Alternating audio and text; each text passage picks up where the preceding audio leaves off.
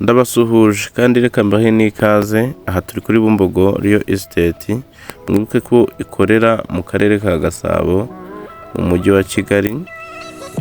Tukaba tugenda tubaha imari zihendutse. Nk'ubu nje kubaha iyi mari ntago irengeje miliyoni 3, kandi ubutaka ni bunini cyane, buragera kuri square meter nk'ibihumbi bingahe nka 2,500 cyangwa 3, kandi harahendutse. Ikindi rero nashaka kuba proposa ku muntu ufite amafaranga wenda tuvuge munsi ya miliyoni 100, yaza akagura hano ubutaka bunini cyane, hegitari zirenga 15, yaza akazigura rwose.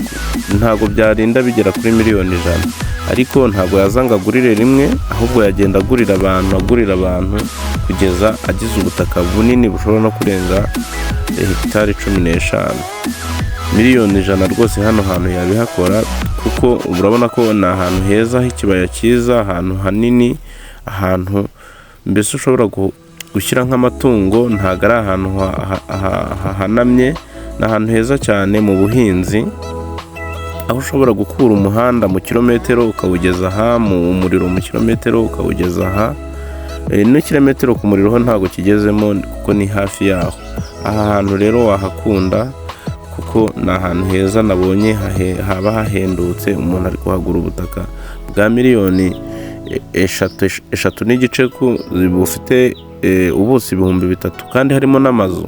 Urumva ni ahantu haciriritse kandi hatari kure y'amajyambere, nanone aho umusaruro wawe byajya byoroha kuwugeza mu mujyi wa Kigali.